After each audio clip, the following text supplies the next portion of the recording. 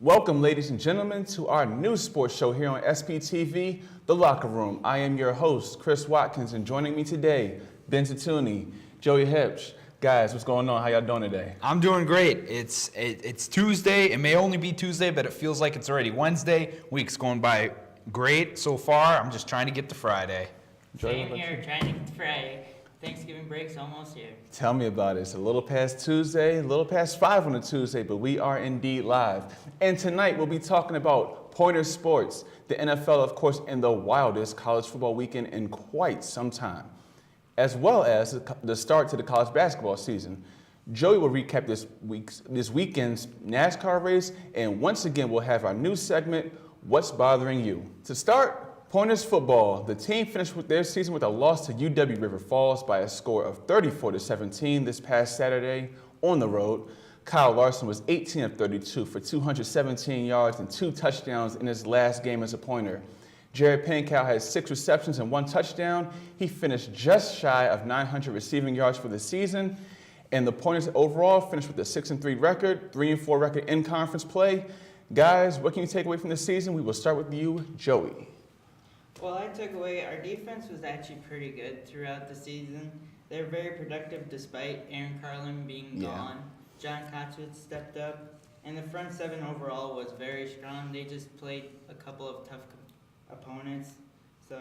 And the offense was very productive despite Kyle Larson being out, I think, for 3 games out of the season. And Pankow and Taylor led the receiving corps just like they were expected to after Matt Szynski left. Overall, they had a very good season despite their 6-4 record. All right, Ben, what about you? I think what we can take away is exactly the expectations we had coming in. I mean, going to their schedule, they always seem to play Whitewater, Oshkosh, Platteville 3 in a row every single season.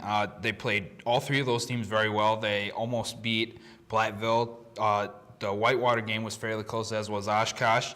The injuries obviously derailed their season, losing Christian Almonte for the season.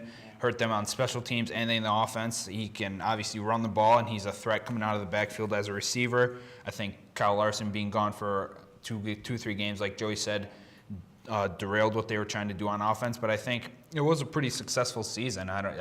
Obviously, they would have liked to have beaten River Falls and finished the season with a win, but I think it was a success nonetheless.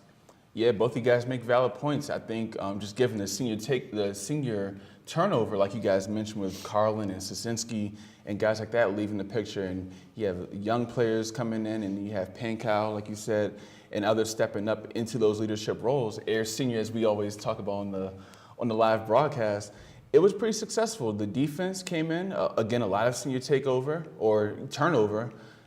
but I mean, the secondary played well. The front seven had a lot of energy. And, of course, Christian Almonte being hurt did kind of, derail the point of the season a bit because he can do so many things out of the backfield and in special teams. But overall, the rebuilding process is looking pretty good. We'll see if they can build on that next season. Next, we're on to men's hockey, where the team played 2 home games over the weekend and won both of them. On Friday, they defeated Concordia Moorhead 6-3. Oh, I'm sorry, 6-3 with Moorhead leading the offense. Tanner Carty had 2 goals, and Omar Mullen had his first goal as a Pointer. On Saturday, they defeated St. John's 5-2. Leading the offense for the Pointers on Saturday was Elliot Grauer with 2 goals, and also chipping in was Jacob Barber, Lawrence Cornelia, and William Nong Lambert, each with goals. With 2 wins over the weekend, guys, the team is now 5-0-1. What does the hot start for the Pointers say about the team? Ben, start with you. I think the numbers speak for themselves. They're a hot team. They have started the season exactly how we expected them to. I think the 2 games they have coming up they play St. Norbert on Saturday. That'll be a good road test. I think just like football, we're talking about a lot of seniors that were lost from last year. I think a good core returned. You're seeing players that didn't get to play a lot last year playing a lot early in the season and putting up goals. Jacob Barber's been great offensively. Tanner Carty's played well. John O'Davis carried over to his senior year what he did his freshman year, which is always good to see. And I think they're going to be as deadly as a team as they've been in the country. Yeah, Joey? Yeah, they're picking up right where they left off after that big run to the championship last year. And they are proving that they are the championship favorite coming into the season. So they're doing a good job creating offense, and their defense is very solid. Absolutely. When you get out on offense to these quick leads, like we mentioned last week, they've been up in the first period, I think, every game so far. So when you can kind of get out and then just, let the defense take over from there and kind of maintain the lead, it usually results in a win. And it's done that in 5 out of 6 games for the Pointers so far, with that one non-victory being a tie. So the Pointers are back on the road again as they take on Marian University on Friday, and then, as Ben mentioned, St. Norbert on Saturday. On the women's side of hockey, they had their first home game of the season Friday against UW River Falls and lost 2-1. Scoring the lone goal for the Pointers was Ali Biagini. Guys, what can the team do to get on a little bit of a roll here? Ben? Man, I don't know. I mean, they started off slow. Just it seems like every other Pointer team, they're trying to find the right mix between the veterans and newcomers. They're struggling offensively to find somebody to consistently score besides Alia. Seems like she's had, I think she's had almost a goal in every single game they've played this season. Mm-hmm. Yeah, so they just need to find some consistency on the offensive end of the ice.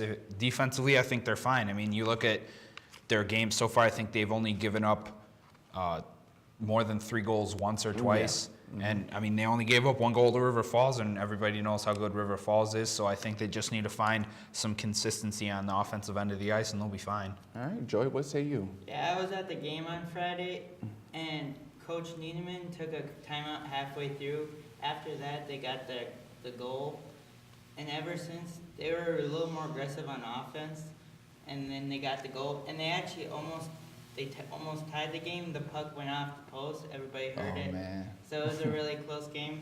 They just got to keep that confidence and momentum from the end of that game and just keep going with it. Yeah, like you guys said, the offense is a little inconsistent. Ali is, without question, the leader of that point of offensive attack. But the defense is pretty solid, averaging, only allowing, I think, a bit over 2 goals per game. And like you said, Joey, football is not the only game of interest here. Like that puck going up right off the post could have easily been a tie or maybe even an overtime win for the Pointers. So hopefully they get some traction going in the coming months, and we will see what happens on both sides of the hockey world here at UWSP. After a commercial break, we'll be back to recap an exciting weekend of college football and NFL action, as well as the start of college basketball.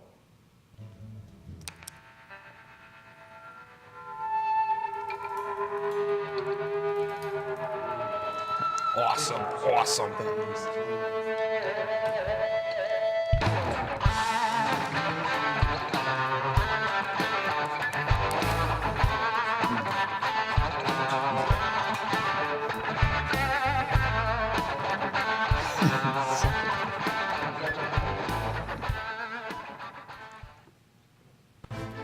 Don't have a television? Don't worry. SBTV is available on demand at uwsp.edu/SBTV. Find your favorite shows on our website, plus links to all of our YouTube content. Stay up to date with SBTV news that includes information about campus and community happenings. And don't forget to like us on Facebook. We're SBTV-UWSP Television. SBTV. Let's make media together. Welcome back to the locker room. The Wisconsin Badgers beat Illinois on Saturday at Camp Randall by a score of 48-3.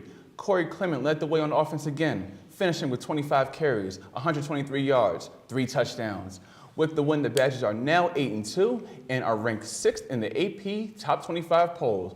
Guys, what has surprised you the most from this year's Wisconsin team? Joey, we will start with you. Well, the first thing is that they're winning games with 2 average quarterbacks, surprisingly. And Corey Clement, not surprising. He's actually staying healthy this season, unlike past seasons where he was a starter. And the defense playing great on all levels.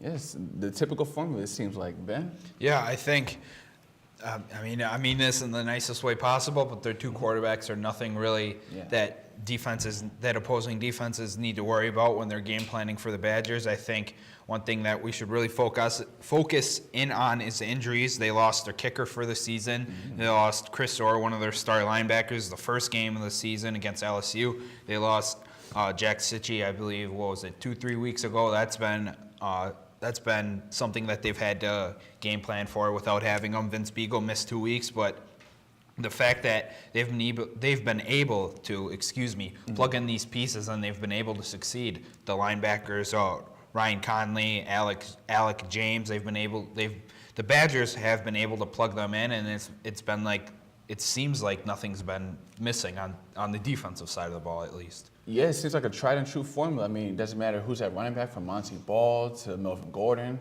to, I mean, they could plug in whoever. They could plug in one of us. We could probably get 100 yards and a couple of touchdowns. The formula just, average quarterback play, manage the game, run the ball well, play defense well. It takes you a long way, and does it for the Badgers typically every season. So we'll see what happens next. They have a pretty soft ending to their schedule, and who knows, the playoffs may await for Wisconsin's own. Also, it was an exciting weekend in college football with 3 top 5 teams losing. Michigan losing to Iowa on a last-second field goal, Clemson losing at home to Pittsburgh, and Washington also losing at home to USC. Guys, what loss surprised you the most, Ben? I'm going to have to go with Clemson and Pittsburgh. You look at those other couple games, Iowa, they may be having a down season, but they're always tough to play at home.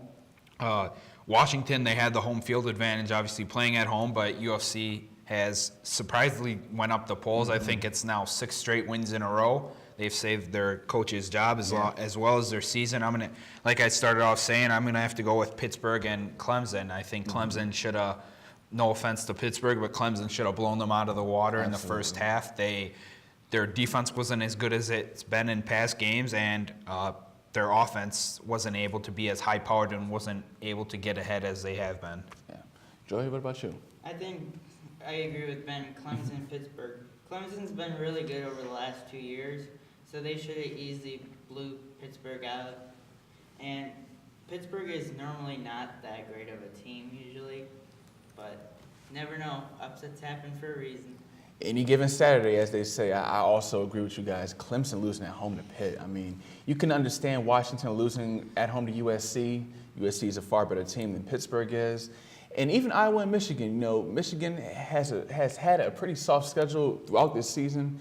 And night game, on the road, hostile environment, you can kind of expect it. But Pitt beating Clemson, at Clemson, Deshaun Watson and all those guys, just something that you wouldn't expect every day. Did you guys watch Clemson Pittsburgh?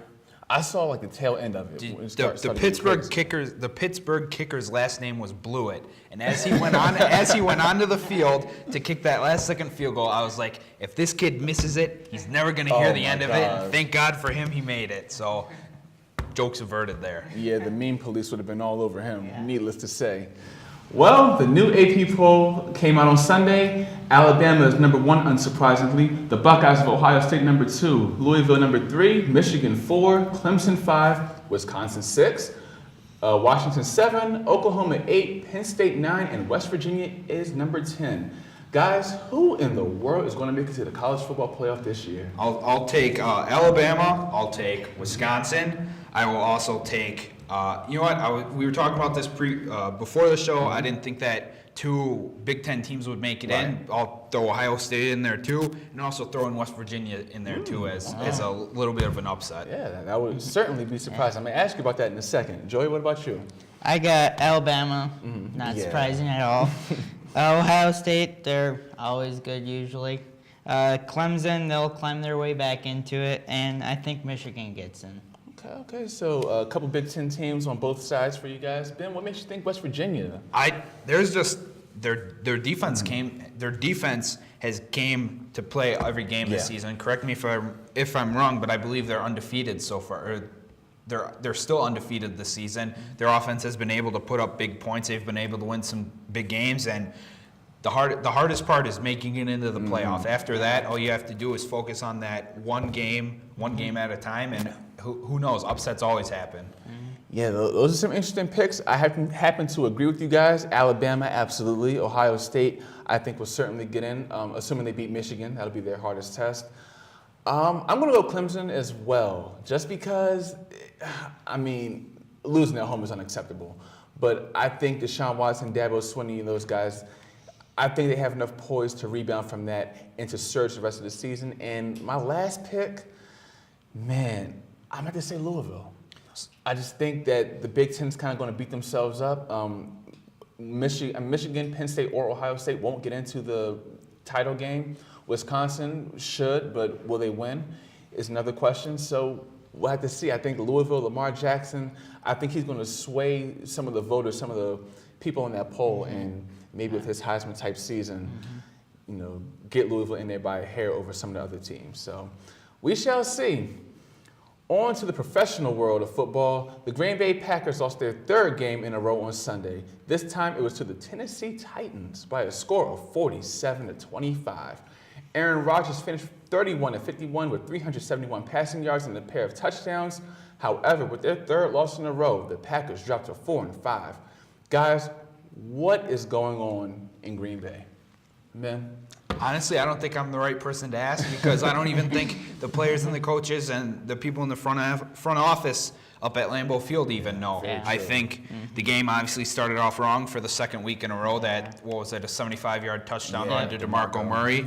I think that the players might be, some players seem a little disinterested in the message that Mike McCarthy's been preaching. I mean, it's the same message every season, so after a while I'm sure it gets a little tiresome. I think that one thing that I noticed on that touchdown run by DeMarco Murray, there were at least a couple Packers that could have at least tried to push him out of bounds, and instead of putting forth some effort, they just decided to slow up, and that created an easier path for Murray into the end zone. I think that there's something going on between Rodgers and McCarthy. Absolutely. Anybody can notice that. They don't seem to be communicating as well as they usually do on the field. I don't know what's going on with Rodgers' performance. He's been throwing balls way too high over receivers. He's been throwing them behind receivers. He's been throwing them low, and the receivers have to try and scoop them off the ground. I think injuries have been a tough part. Their Demarius Randall was out. Sam Shields is still out. They finally got James Starks back on offense, and instead of doing a 1-2 combo with James Starks and Ty Montgomery, James Starks, I believe, got close to 50 snaps. Ty Montgomery only had 22, and I think Richard Rodgers, the tight end that never seems to do anything good, got more snaps than Ty Montgomery. So I can't pinpoint it on one thing as to what's going wrong with the Packers. Joey, anything to add? That was kind of hard to follow up. He kind of hit everything. Well, it doesn't help the secondary is depleted. Both starting DPs are out. Yeah. Sam Shields, our best one. We really miss him.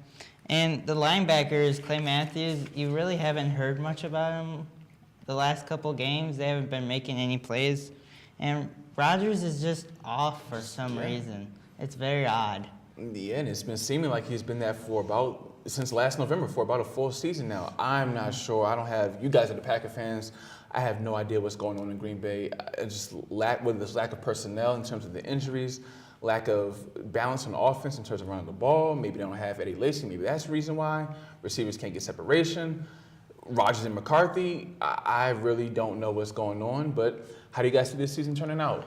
Honestly, I don't see it turning out very well. Honestly, this may surprise some people that know me as the big Packer fan that I am. I don't see them making the playoffs. I see them finishing around 5-11, 6-10. I think that they're the one bright spot that Packer fans can look forward to is that they'll have a high draft pick and the draft come April, and you'll be able to look at all the mock drafts and pick your top prospect that you want to go for the Packers. But I think their season's done. Joey?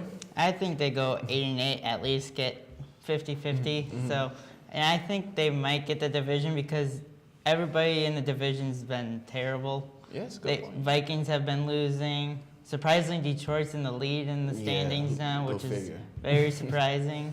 I think they actually somehow, some way get in the playoffs.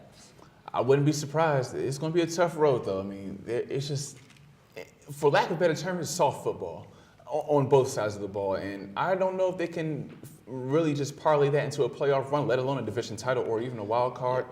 But we'll see. It's Washington next, then Philadelphia. So yeah, for my sake, I hope I'm wrong, and if I am, I'll admit it.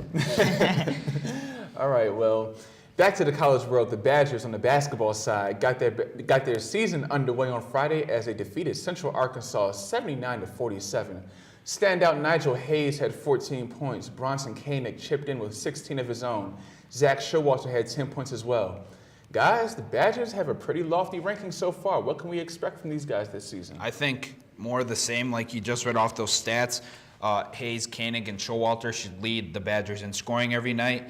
I think Vito Brown would be a nice addition off the bench. They also have Ethan Happ coming back, and hopefully he doesn't hit a little bit of that sophomore slump. I think the Badgers will be one of the favorites in the Big Ten, and they should be a favorite to advance far in the tournament come March. Thinking Final Four? Final Four bust. Okay, I'm writing it.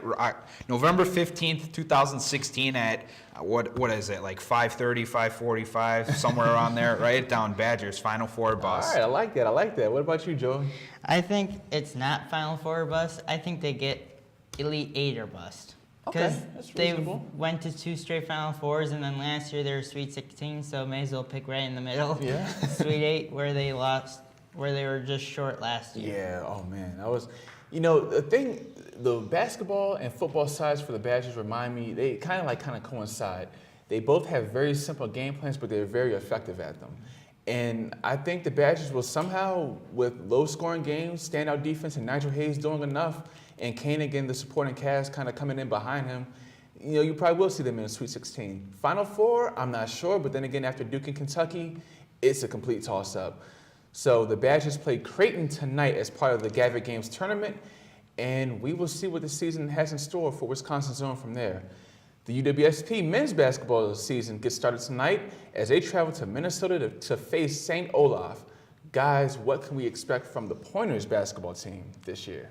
Like we've been saying all year about Pointer Sports, they have another young team, and once again, just like other teams, they're trying to find the right mixture between the incomers, the freshmen, and the veterans. Also throw in a couple players that are going to see more action that were on the bench last year. I think Bublitz and Gaedeke are two pieces that the Pointers can focus, or that fans can look for to provide some bright spots for the Pointers. I think that to be successful like they were Chris and my freshman year when they won the national title, they had that core 5, core 4 of starting people, and then they had 1 or 2 pieces off the bench that they could plug in and provide automatic scoring. I think that might be a little bit of a weak point for them this season, and I still think they'll do well this year, but it'll be a little bit of a rebuilding season. Okay, I agree with that. Joey, what about you? I think they'll do just as well as they did last season. They're still rebuilding ever since that national championship run a couple years ago. So they're just trying to rebuild and get better every season. Yeah, the implementation or the import of a couple transfers from Minnesota from one, and I believe Wisconsin the other one. So got some nice new blood coming in. A lot of incoming beef in the front line, in the center position, in the forward position, and of course the 3-ball will be flying with frequency. Bublitz, like you said, Gaedeke, those are going to be the guys I think need to step up this year. But it is rebuilding, but maybe a lot of good in store for the Pointers, if not this year, then in the years to come. The women's basketball team gets their season started tonight as well as they travel down to Milwaukee to face Alverno College. Fellas, what do you guys think about the women's team this year, and can they make the NCAA tournament? Joey? I think they can. They made it last year. We helped Channel 7 with it. Yeah, that was So I think they can get there. They just have to be led by their senior captains this year. Okay. Ben? I think they will make the tournament. They have a good core of people coming back. Autumn Hennis, she was having a great season last year, and she went down with that knee injury right after Christmas break, and they were still able to find some scoring. That with her going down, that meant that a group of 2 or 3 freshmen got more playing time than they were expected last year. The Rowland sisters are now juniors, and they've had experience in Coach Egner's system, and I'm sure they'll be looked to as the quote-unquote leaders of the team, and I think they'll be an exciting team to watch this year, and they'll contend for the conference. I wouldn't be surprised if they win it, and they'll be going back to the tournament come springtime. Yeah, I definitely expect Autumn, like you said, to get up to a really good start. After all, it's her season. It's November. What do you expect? Well, after a quick commercial break, we'll be back with our NASCAR recap and our segment, What's Bothering You? How can you get involved with student media at UWSP? Connecting with your campus television station, SBTV, is easy. Yeah. Like us on Facebook, subscribe to our YouTube channel, follow us on Vine, Yeah, I follow us had on to add Twitter, that in. follow us on Pinterest. follow us on Instagram, or connect with us on Google+. But of course, the best way for you to get involved and stay up to date with all that is happening at our station is to stop by our studio. We're located in the Communication Arts Center at UWSP, Studio B, Room 121. You can also drop by our office, Room 130, for more information on station happenings. We can't wait to get you involved. Come join us at SPTV. Let's make media together. Got an itch to be on air? Join the SPTV news crew. Being an on and off air reporter will help you gain experience in interviewing, shooting and editing video, and reporting behind the anchor desk. Join SPTV News, pointing to you. Welcome back. This past Sunday, Joey Logano won the Can-Am 500 at Phoenix International Raceway to advance to the Championship 4 next Sunday. He'll be joined in the Championship 4 by six-time champion Jimmy Johnson, Carl Edwards, and defending Sprint Cup Series champion Kyle Busch, who advanced based on points. Wisconsin native Matt Kenseth was going to advance until the second-to-last restart, where he was crashed when Alex Bowman hit him going into Turn 1. There are two big surprises of the race. The first one is that the substitute driver for Dale Jr., Alex Bowman, won the pole and led 194 out of the 324 laps and looked like the car to beat all afternoon at his home track. The other big surprise was that Kevin Harvick, who has 8 wins at Phoenix, never led a lap and was never in contention for the win, despite finishing 4th. The 4 drivers not advancing to the Championship 4 this weekend are Denny Hamlin, Matt Kenseth, Kevin Harvick, and Kurt Busch. All 3 NASCAR National Series head to Homestead Miami Speedway this weekend to decide their 2016 champions. The Camping World Truck Series Championship race is Friday night, the Xfinity Series Championship race is Saturday afternoon, and the Sprint Cup Series Championship race is Sunday at 1:30 p.m. Now it's time for our new segment to conclude the show, What's Bothering You? Each of us will take something that's happened in sports over the weekend and we will talk about why it is just bothering us so.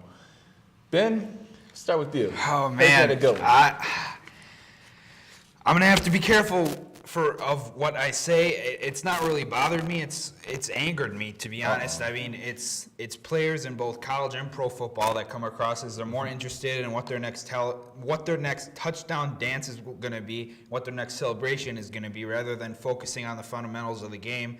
I don't know if you guys watched the Louisville Wake Forest game on Saturday, but Louisville defensive back had a tackle, and then he stood over the Wake Forest person that he tackled, and he started strutting around like a chicken. If I was that Louisville coach, I'd pull that player off the bench or off the field and tell him to sit his butt on the bench. You need to be more focused on the fundamentals. Vince Lombardi said a coach said it, if you get to the end zone, or if you do something great, act like you've been there before. Yeah. Too often in all sports, you see players more interested in celebrating than actually focusing on the game. Yeah, gotta baby steps. Joey? Well, the Packers playing poorly. Well, Yeah. I've been going to Packer games for 13 years, so I've kind of been spoiled seeing them win a lot. So it's very disappointing to me that they're having this bad of a season. Ever since their Super Bowl run, they've just never been able to get past the championship game for some reason. Yeah, I agree. As easy as it would be for me to follow suit and go with my Carolina Panthers, we won't do that. I'll actually sway and talk about the extinction of the sport of boxing. As we saw over the weekend, UFC 205, Conor McGregor defeated Eddie Alvarez in spectacular fashion per usual. And just that event and previous UFC events compared to boxing and the lack thereof make me think that the sport of boxing is just pretty much dead to us. And I hate to say that because, you know, there's plenty of talent. You have Canelo Alvarez, you have Andre Ward, you have Triple G, Terrence Crawford, all these guys, Keith Thurman, Danny Garcia, who are supposed to be fighting in March, But the politics, and we just came off of an election where we had a year and a half full of politics. We don't need to see it in a sport. UFC gives us what they want. Boxing does not give us what we want, unless it's Floyd and Manny Pacquiao 7 years after they were supposed to fight. But I just think boxing got to do better. You're the predecessor, and you're being pretty much just run out of town by your competition. I'll keep it there because, unfortunately, that is all we have for you guys today. So I'd like to thank Joey and Ben for joining me here at the desk, and a big thank you, the viewers, and to all of our technical staff for making this possible due to their hard work.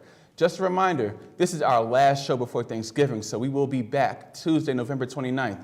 Be sure to check us out on Facebook at SPTV UWSP Television, or follow us on Twitter at SPTV_UWSP.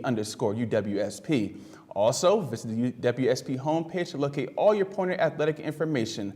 Until 2 weeks from now, good night, happy Thanksgiving.